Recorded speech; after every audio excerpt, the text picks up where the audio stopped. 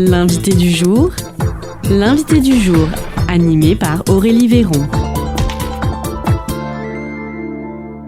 L'invité du jour sur Espoir FM aujourd'hui, c'est le docteur Sylvie Schoenberg. Bonjour. Bonjour. Alors pour vous présenter plus en détail, vous êtes le docteur co-responsable de l'unité des soins palliatifs du centre hospitalier Agen-Nérac et également présidente de Palliadol 47. Est-ce que vous pouvez nous présenter cette association Palliadol 47 ? Donc c'est une association qui a vu le jour en 2016 et qui est composée d'un collectif de professionnels de santé impliqués dans le domaine des soins palliatifs, à la fois hospitaliers, donc issus du service des soins palliatifs, notamment l'équipe mobile de soins palliatifs de l'hôpital d'Agen, qui est très impliquée, et de libéraux, d'infirmiers libéraux notamment, et également de bénévoles, donc impliqués aussi dans l'accompagnement des patients en soins palliatifs. Et depuis 2016, nous avons élaboré un projet de maison d'accompagnement et de soins palliatifs, sachant que jusqu'à ce jour-là, il n'existe pas encore il y a une maison qui est née, mais qui est depuis très peu de temps en Occitanie, mais il n'y a pas réellement de maison d'accompagnement de répit pour des séjours de répit. En fait, on s'est rendu compte que les soins palliatifs étaient organisés en France avec une organisation très hospitalière. Donc ça c'est bien organisé. Il y a des unités de soins palliatifs, il y a des équipes mobiles de soins palliatifs, il y a des lits identifiés de soins palliatifs. Et sur le Lot-et-Garonne, on peut dire qu'on est relativement bien doté, ce qui n'est pas le cas dans pas mal de départements en France. Il faut quand même rappeler qu'à ce jour, 50% des patients n'ont pas accès aux soins palliatifs en France, donc on voit qu'il y a encore vraiment du chemin à faire. Et puis après, il y a le domicile, où notamment notre équipe mobile intervient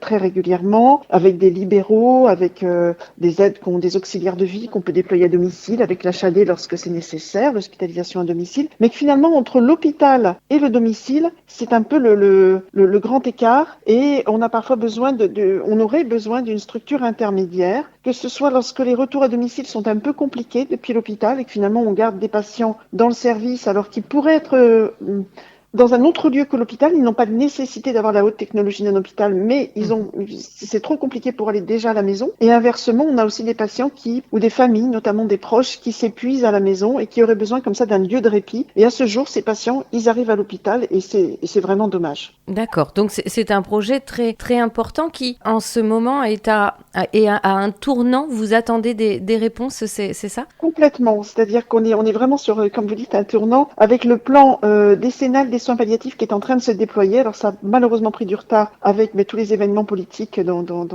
vous avez connaissance, mais néanmoins, il y aura donc 12 maisons de soins palliatifs qui devraient être expérimentées à partir de 2026. Et Nouvelle-Aquitaine, donc l'ARS Nouvelle-Aquitaine nous a fait un appel à projet. Là, évidemment, nous allons postuler, sachant que notre projet est bien connu de l'ARS qui a déjà soutenu des actions pour nous aider à affiner le montage de ce projet. Donc c'est un projet très, très mature, très abouti, qui n'attend plus que les financements, qui est d'ailleurs en lien étroit avec Habitalis, le bailleur social Habitalis, qui nous soutient avec Bruno Guinanti, son président, et Gilles Rabot, qui est l'ingénieur responsable des travaux. Et eux nous soutiennent vraiment à fond sur ce projet depuis déjà au moins 2 ans.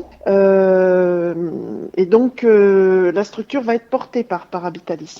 Donc notre projet, il est prêt à démarrer, il n'attend que les financements et normalement au mois de novembre, nous espérons avoir une réponse positive de l'ARS pour pouvoir nous lancer dans les travaux. D'accord. L'objectif, c'est combien de personnes accueillies possibles à l'Hostalet ? Alors, on a prévu 10 patients qui pourraient être accueillis dans cette structure parce qu'on voulait pas que ce soit non plus trop grand puisque c'est un lieu donc entre l'hôpital et la maison. On l'a vraiment conçu comme à la maison, c'est-à-dire que on est parti de ce qu'on savait faire à la maison. On sait accompagner des personnes jusqu'au bout à la maison et donc on va travailler étroitement avec les cabinets de libéraux qui sont déjà impliqués dans ce projet et qui souhaitent nous rejoindre et nous accompagner dès que la structure sera ouverte. Ce sera pas quelque chose qui ressemble à l'hôpital, ce sera vraiment sur le plan mobilier, donc un endroit chaleureux et qui va être aussi animé par des bénévoles à la fois d'accompagnement mais aussi de service, c'est-à-dire capacité, à travers une formation qu'ils vont recevoir, de pouvoir aider un patient éventuellement à se déplacer ou à s'alimenter s'il y a besoin d'une aide à un moment donné. Mais aussi un endroit très très vivant, avec ouvert sur l'extérieur, sur le public, sur la ville. Il y aura également des services civiques qui vont aussi participer à l'animation de cette maison. Voilà, on souhaite que ce soit un lieu à la fois reposant, chaleureux, dans un parc, pour qu'il y ait aussi un accès à la nature. Toutes les chambres seront en rez-de-chaussée et il y aura un accès directement sur l'extérieur, avec des lits qui pourront, même si le patient ne peut pas sortir de son lit, le lit pourra sortir sur la terrasse des animaux de compagnie. On a un petit peu un modèle en France qui existe depuis des années, qui s'appelle la Maison de Gardanne, qui nous a beaucoup inspiré et qui a d'ailleurs été à l'origine de films et de reportages. Et c'est vraiment quelque chose qui nous inspire, même si eux sont sur un modèle unité de soins palliatifs, mais vraiment avec des soignants qui sont en habit civil, avec des repas partagés avec les gens qui viennent intervenir dans cette structure, que ce soit les bénévoles ou les soignants. L'idée, c'est vraiment de rompre l'isolement des patients et des familles. D'accord, donc vraiment un beau projet. Comme c'est une association, est-ce qu'on peut soutenir ce projet, faire partie de l'association? Est-ce que c'est possible aussi? Oui, avec grand plaisir, parce qu'effectivement, si on a des adhérents, enfin, plus on a d'adhérents et plus on peut renvoyer à l'ARS que ce projet est soutenu par la population. Et donc, on a un site internet, tout en minuscule, la maison de l'Hostalet, tout collé. L-O-S-T-A-L-E-T, Hostalet, petite maison en occitan.fr. Et donc, sur ce site, vous avez effectivement la possibilité d'adhérer gratuitement. Il y a possibilité de faire un don si on souhaite soutenir un peu plus financièrement, et ça, c'est déductible des impôts, mais on peut aussi adhérer gratuitement, et plus on a d'adhérents, plus effectivement on est soutenu. Et il y a une newsletter qui sort régulièrement dès qu'on a des nouvelles, bien sûr, un événement nouveau, et qui permet d'informer aussi nos adhérents de l'avancée du projet.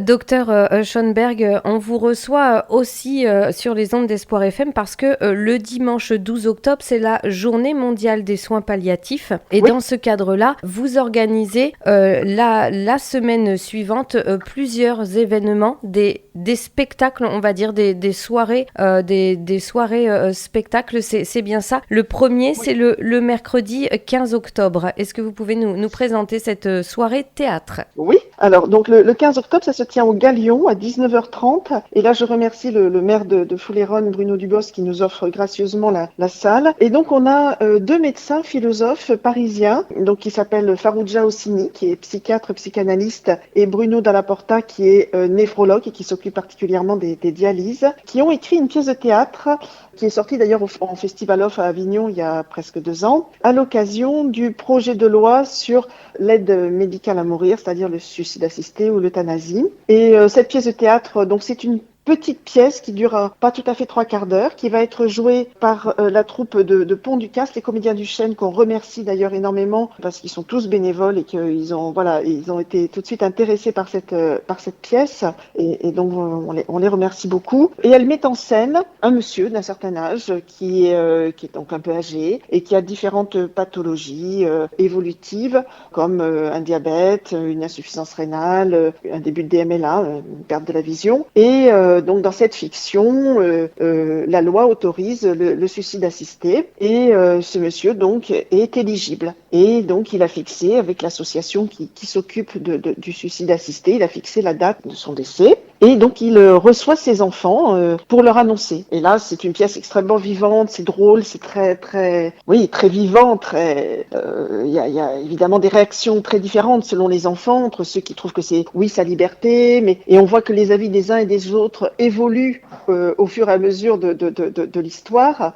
Et finalement, je crois que chacun peut s'y reconnaître dans les éléments de réflexion, parce qu'on pourrait finalement chacun être confronté à cette situation à un moment donné si la loi devait passer, puisque la loi est en cours d'élaboration, puisqu'elle est au Sénat actuellement, et que bien sûr les choses ont été de nouveau un peu suspendues de par les événements politiques actuels. Donc voilà, et cette scène sera suivie ensuite d'un débat avec la salle qui sera animé par Farouja et par Bruno. Donc c'est l'occasion d'interagir, de poser ces questions, et puis nous on va également au niveau des soins palliatifs pouvoir aussi expliquer ce que nous proposons dans notre pratique des soins palliatifs sur le Lot-et-Garonne et sur la Genée particulièrement.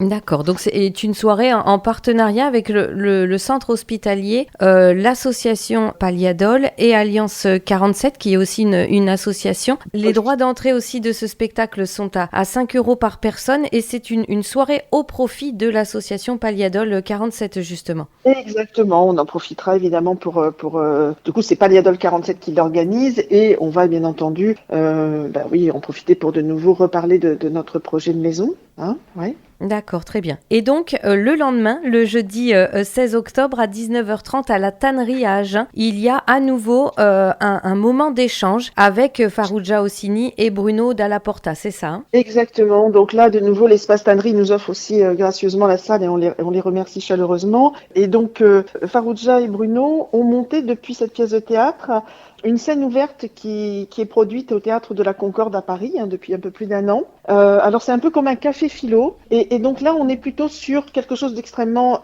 positif, c'est promouvoir les valeurs du soin. Je ne sais pas si cette semaine vous avez entendu dans les débats, mais c'était notamment la semaine des aidants. Et donc il y a un concept dont on parle pas mal en ce moment qui est la pair-aidance, pair P-A-I-R, c'est-à-dire comment des personnes qui ont eux-mêmes traversé la maladie, qui ont eux-mêmes été concernées, peuvent aider et participer à la prise en charge des personnes malades conjointement au monde médical. C'est-à-dire qu'on se rend compte que certes il y a un savoir médical sur la maladie, mais il y a aussi le savoir d'expérience des personnes qui ont donc été malades, qui est très important. Et ça, c'est un peu la médecine de demain. Et donc, ils vont nous parler de tout ça à travers d'abord une conférence. Et puis, il y aura alors, ils vont animer toute la soirée, bien sûr. Des débats de nouveau avec les gens qui seront là, enfin, le public. Il y aura une mini-scénette qui sera jouée. Ils terminent même sur une chanson. Ce sont des gens extrêmement dynamiques, extrêmement passionnés par ce qu'ils font. Et vraiment, je vous encourage beaucoup à venir les écouter parce que c'est une chance de les avoir sur le Lot-et-Garonne. Bon, ben c'est magnifique. Donc voici 2 soirées vraiment intéressantes. On peut se dire que le sujet peut être lourd, difficile, mais non, justement, allez-y, vous vous ferez, chers auditeurs, votre propre avis. Mais il y a aussi de la bonne humeur. Ça fait partie de la vie aussi, on pourra dire. Donc je le rappelle, la soirée théâtre et débattre, donc qui s'appelle Existe avec le S entre parenthèses parce que on est entre exit et existe. C'est interprété par les comédiens du Chêne et donc c'est le mercredi 15 octobre à 19h30 à la salle du Galion de Foulayronnes. Pour réserver et pour avoir plus d'informations, c'est au 06 86 92 25 16 et la soirée du jeudi 16 octobre à 19h30, c'est à la tannerie à Agen, riposte poétique et imagination politique. Pour en savoir plus, vous pouvez contacter le 05 53 69 70 33 pour cette soirée. L'entrée est libre et la participation au chapeau. Voilà, docteur Sylvie Schoenberg, est-ce que j'ai tout dit? Oui, je pense, et effectivement, et insister sur le fait que les soins palliatifs, c'est pas triste, c'est la vie jusqu'au bout, et les patients et les proches ont besoin de ça. Donc voilà, venez entendre et venez participer avec nous à ces 2 soirées, on sera très heureux. Merci beaucoup, à bientôt. Merci à vous. C'était l'invité du jour, animé par Aurélie Véron.